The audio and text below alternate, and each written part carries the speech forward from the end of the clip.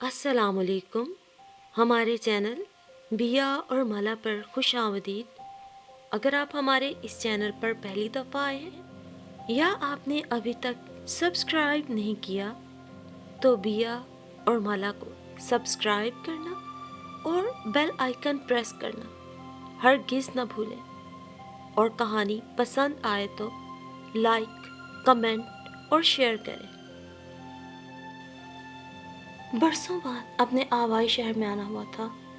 میرا شہر لاہور بدلا بدلا سا لگ رہا تھا. جب میں گیا تھا وہ لاہور اور آج کا لاہور کچھ اور تھا. بڑے بڑے پلازے، اوور ہیڈ برج اور تعمیراتی کام.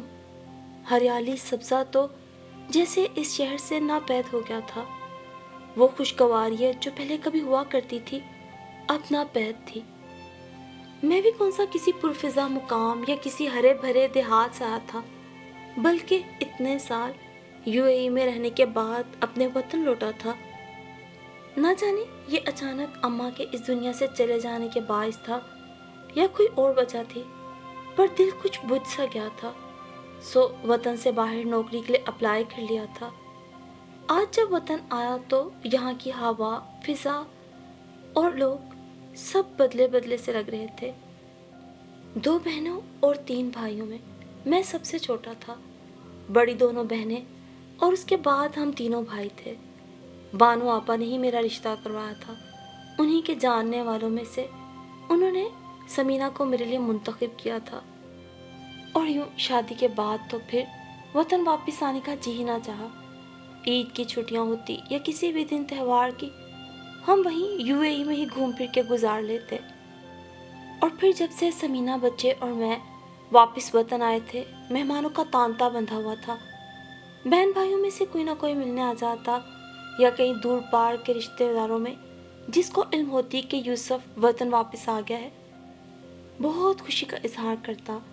کبھی کسی کے گھر دعوت تو کبھی کسی کے یہاں کھانا. اور پھر انہی دنوں میں صفیہ خالہ مجھ سے ملنے آئی. ماسی ماں سی ہوتی ہے. صفیہ خالہ سے مل کے پھر سے اماں کی یادیں اور یادوں کا وہ زخم جیسے تازہ ہو گیا. سو میرے اصرار پہ صفیہ خالہ کچھ روز کے لیے ہمارے یہاں رک گئیں. صفیہ خالہ بہت کمزور ہو چکی تھی. حالانکہ جب میں یو اے ای گیا تھا تو خالہ کافی صحت مند تھی. اب تو سوکھ کے ہڈیوں کا ڈھانچہ بن چکی تھی، بالکل اماں کی طرح. انہیں بھی شوگر اور بلڈ پریشر کا مرض ہو چکا تھا. خالہ 2 دن سے شوگر ٹیسٹ کرنے کا کہہ رہی تھی، مگر میں بازار سے شوگر چیک کرنے والا آلہ لانا بھول گیا تھا. تیسرے دن انہوں نے پھر کہا تو مجھے یاد آیا کہ آلہ تو گھر میں ہی موجود ہوگا. امی جان کو بھی شوگر کا مرض تھا. ان کا انتقال 10 سال قبل ہو گیا تھا. ان کی شوگر ٹیسٹ کرنے والی الیکٹرانک مشین ماموں جان نے انگلینڈ سے بھیجی تھی. امی کا انتقال ہوا تو میں نے ان کے کپڑے، شالیں اور سویٹر وغیرہ ایک باکس میں رکھے اور وہ مشین بھی اسی باکس میں رکھ کے اسے اسٹور میں رکھ دیا تھا. امی کی وفات کے 2 برس بعد ہی مجھے عرب امارات میں شیخ زاید ہسپتال ابو ظہبی میں ملازمت مل گئی تو میں وہاں چلا گیا. اس عرصے میں میری شادی بھی ہو گئی.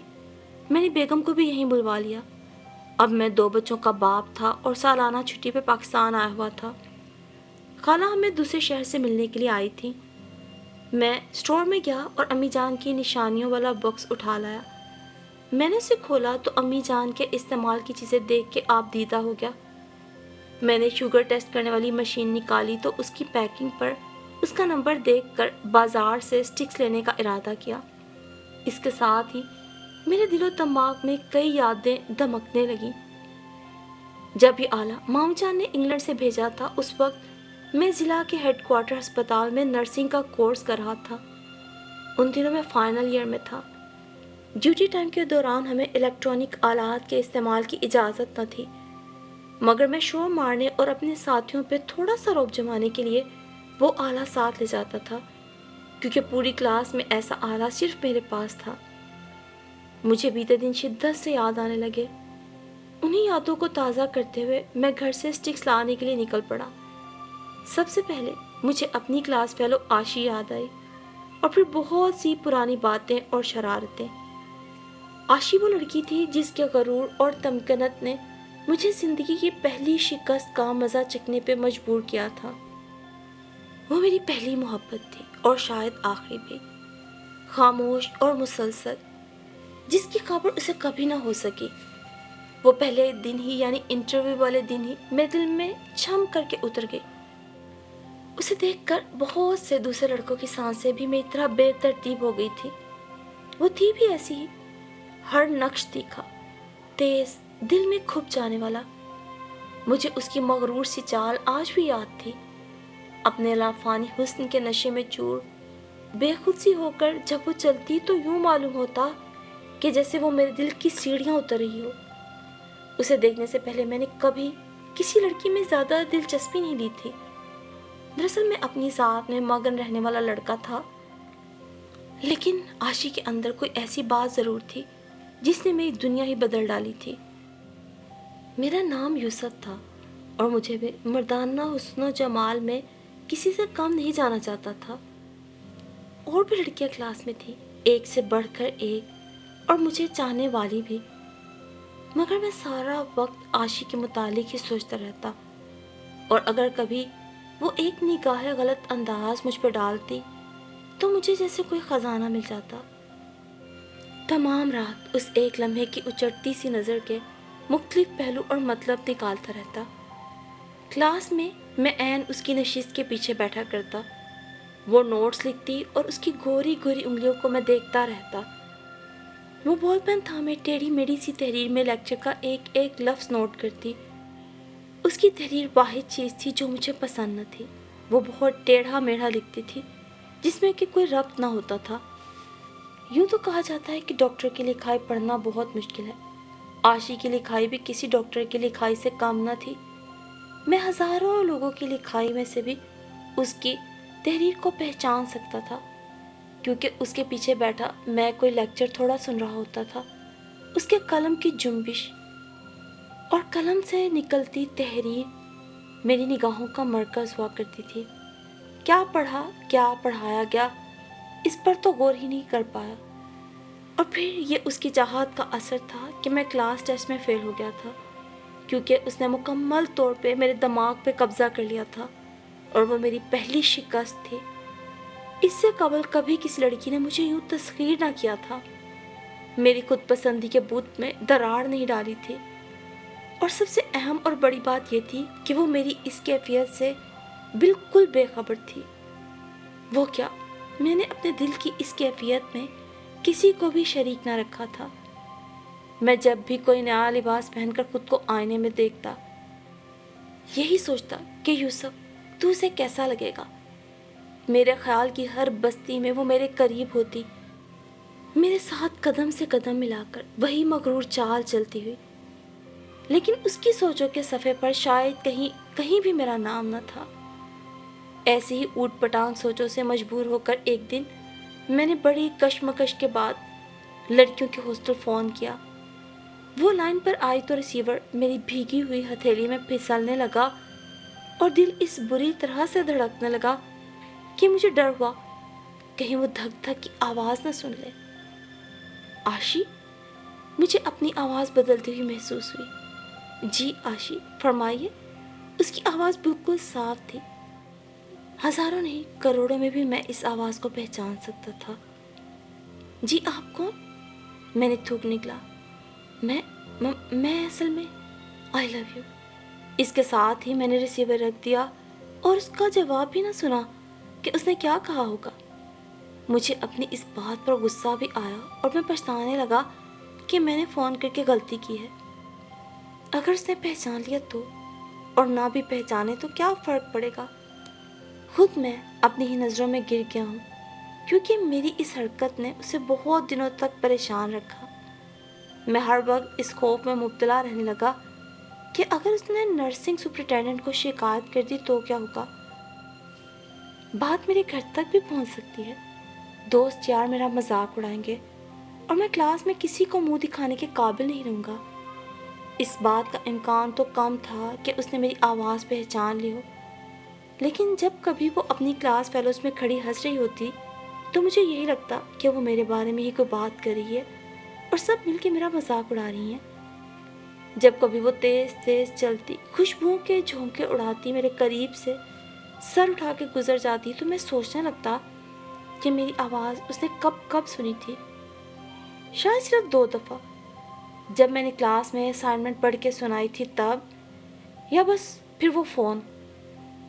گزرتے دنوں کے ساتھ ساتھ مجھے یہ یقین ہو گیا کہ عاشی نے میرے ٹیلی فون کو کوئی اہمیت نہیں دی اور نہ ہی اس نے میری آواز پہچانی ہوگی، ورنہ وہ نرسنگ سپرنٹینڈنٹ کو میری شکایت ضرور کرتی.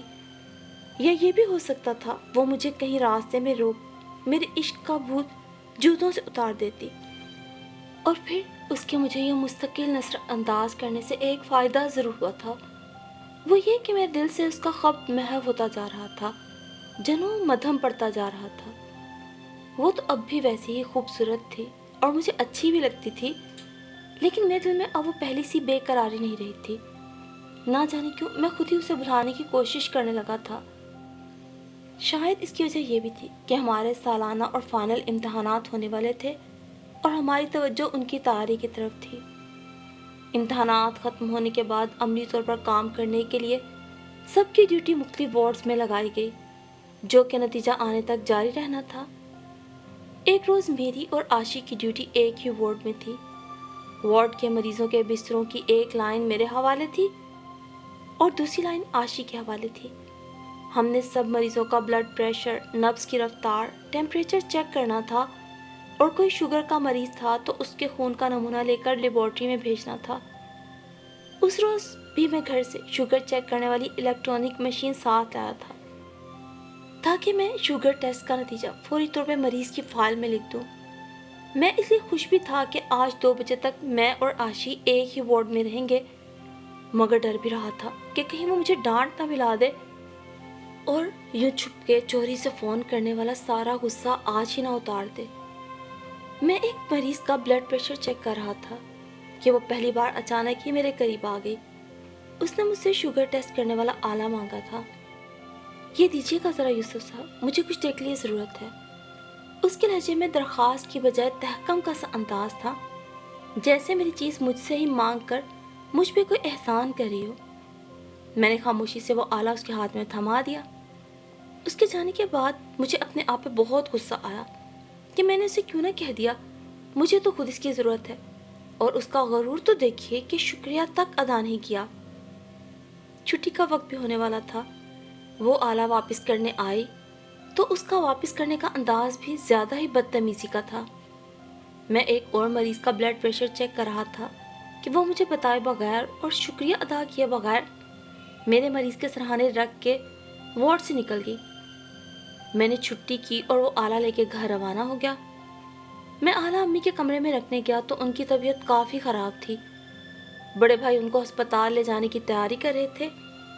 میں نے آلہ کمرے میں ہی رکھا اور بھائی کے ساتھ ہی امی کو لے کر محکمے کے ہسپتال میں آ گیا. بھائی جان ایک سرکاری ادارے میں ملازم تھے جن کا اپنا ہسپتال تھا. امی کا بلڈ پریشر اور شوگر دونوں ہی بڑھ گئے تھے. اسی دوران ان پہ دل کا دورہ پڑا تو وہ زندگی سے ناطہ توڑ گئیں. میری زندگی کا سب سے قیمتی سرمایہ اور میری ممتا مجھ سے چھن گئی. میں نے ہسپتال سے 1 ماہ کی چھٹی لے لی. اسی دوران نتیجہ آیا تو سوائے ایک ساتھی کے ہم سب پاس ہو گئے تھے. مجھے اسی ہسپتال میں ملازمت بھی مل گئی. اتفاق تھا کہ عاشی بھی وہاں ہی تھی. اب ہمارا سامنا پھر بھی کم ہی ہوتا تھا کہ اس کی ڈیوٹی زنانہ وارڈ میں تھی اور میری مردانہ وارڈ میں. ہمارے پاس وقت ہی کم ہوتا. اگر وہ کبھی دکھائی دیتی بھی تو بہت مصروف ہوتی اور جلدی جلدی میں ہوتی. میں بھی اپنے کام میں مصروف رہنے لگا اور اس کے بارے میں سوچنے کا وقت ہی کم ملتا. ایک نرس کی ڈیوٹی تو جیسے 24 گھنٹے کی ہوتی ہے، کبھی ڈے تو کبھی نائٹ. مریضوں کا یوں بھی سرکاری اسپتالوں میں تانتا بندھا رہتا ہے.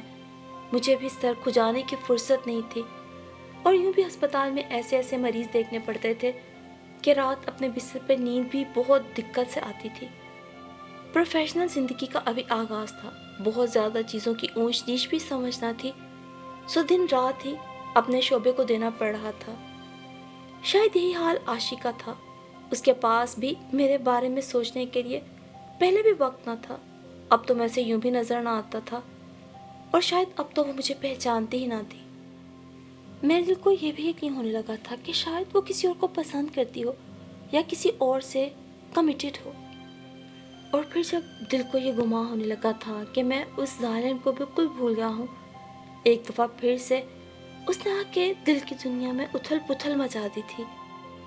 ایک بار اتفاق سے ہم آمنے سامنے آ گئے تو اس نے ایک نظر بھر کے میری طرف دیکھا اور میرے دل کی دنیا کو تہو بالا کر ڈالا۔ قریب تھا کہ میں دوبارہ اس کے طلسم میں گرفتار ہو جاتا۔ میری نیندیں، میری سوچیں اس کی آنکھوں، اس کی چال کے سہارے میں کھو جاتی، اور اسے معلوم بھی نہ ہوتا کہ اس کی سرسری نگاہ میرے دل پہ کیا قیامت ڈھا گئی ہے۔ لیکن زندگی کی گہما گہمی نے مجھے اپنے جال میں چھپا لیا۔ انہی دنوں میں نے کافی ساری جگہوں پہ اپلائی کر رکھا تھا کہ مجھے UAE میں ملازمت مل گئی، اور میں عاشی سے بہت دور چلا آیا۔ پھر آنے والے دنوں میں میری شادی ہوئی۔ گھر والوں کی رضامندی سے ہی سمینہ کو پسند کیا گیا۔ میری بڑی باجی کے جاننے والوں میں سے کسی کی بیٹی تھی۔ میں نے بھی گھر والوں کی ہاں میں ہی ہاں ملا دی، اور یوں آنن فانن سمینہ سے میری شادی ہو گئی۔ سمینہ اگرچہ ایک مخلص جیون ساتھی ثابت ہوئی تھی، پھر بھی بعض اوقات کہیں عاشق کی یاد کی دبی چنگاری مجھے پریشان کر دیا کرتی۔ اور پھر آنے والے دنوں میں دبئی میں ہی قیام کے دوران اللہ نے مجھے اوپر تلے 3 خوبصورت بچوں سے نوازا۔ بچے ہوئے تو عاشق کی یاد وقت کے ڈھیر میں دفن ہو گئی۔ بچوں کی مصروفیات، آئے روز بڑھتے اخراجات، اور ساتھ اس قدر مشکل نوکری، ایسے میں تو اپنا آپ بھی بھولتا جا رہا تھا۔ عاشی تو یوں بھی بس ایک خاموش محبت تھی، اور شاید یک طرفہ بھی۔ مگر جس کہانی کو میں برسوں پہلے ختم کر چکا تھا، وہ ختم نہیں ہوئی تھی، ابھی اس کا کچھ حصہ باقی تھا۔ آج جب برسوں بعد شوگر ٹیسٹ کے آلے کو دیکھ کر بہت سی بھولی بسری یادوں نے میری سانسوں کو مہکا دیا تھا، میں نے شوگر کی سٹک میڈیکل سٹور سے خریدی، اور پھر ایک جنرل سٹور سے 2 پینسل سیل خرید کر گھر کی طرف روانہ ہوا۔ گھر آ کر میں نے خالہ جان کی شوگر ٹیسٹ کرنے کے لیے مشین کے ربڑ کیس کی زپ کھولی، تو اس میں سے ایک بہت سیدھا سا کاغذ تہہ کیا ہوا نکلا۔ میں نے اس کی تہیں کھولی تو بال پین سے لکھی ہوئی ایک ٹیڑھی میڑھی سی تحریر میں لکھا تھا، I love you too۔ وہی بے ربط سی تحریر۔ اس تحریر کو میں ہزاروں کروڑوں میں سے بھی پہچان سکتا تھا۔ کاغذ مٹھی میں تھامے میں جہاں کھڑا تھا وہیں بیٹھتا چلا گیا، اور جیسے ماضی کے تمام در وا ہو گئے۔ جس روز اس نے وارڈ میں آ کر مجھ سے تھوڑی دیر کے لیے مشین مانگی تھی، اور بڑے عجیب سے طریقے سے ہی واپس کر کے گئی تھی، شاید مجھے اپنے رویے سے کچھ بتانا چاہتی تھی، جتانا چاہتی تھی۔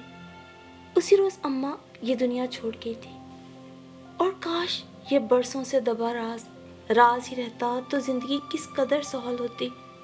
اب تو جینا 2 بھر ہو جائے گا۔ جیسی خاموش محبت کا اظہار میں نے کیا، اس سے کئی گنا خاموشی سے اظہار محبت کا جواب عاشی نے دیا تھا۔ کاش، اے کاش، ایک دفعہ۔ میں جانتا ہوں کہ میری زندگی اب بس کاش ہی ہے۔ مشین کو میں نے دوبارہ کھول کے ہی نہیں دیکھا تھا، اور ایک دھوکے میں ہی عمر گزارا تھا۔ آج کیا کر سکتا تھا میں؟ آج اس تحریر نے میرے برسوں پرانے زخم کو پھر سے ہرا کر دیا تھا۔ اب کیا ہو سکتا تھا؟ وقت گزر گیا تھا، لیکن یہ تکلیف تو اب تمام عمر میرے ساتھ رہنا تھی۔ وہ خاموش اور یک طرفہ محبت یک طرفہ ہرگز نہ تھی۔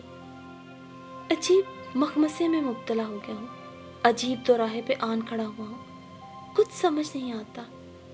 میری کہانی سن کے آپ ہی بتائیے کہ اتنے سالوں بعد مجھ تک پہنچنے والے اس I love you too پر مجھے خوش زیادہ ہونا چاہیے یا اداس؟